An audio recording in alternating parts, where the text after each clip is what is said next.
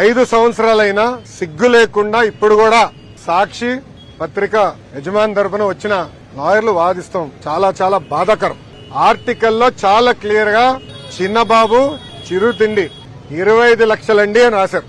లోపల ఆర్టికల్లో చాలా స్పష్టంగా నా పేరు 6-7 సార్లు ప్రస్తావించారు. చాలా క్లియర్ గా నేను అక్కడ తిన్నానని, ఆ బిల్స్ ఆనాటి ముఖ్యమంత్రి చంద్రబాబు నాయుడు గారి అకౌంట్ లో నేను వేశానని కూడా వాళ్ళు చెప్తాం జరిగింది.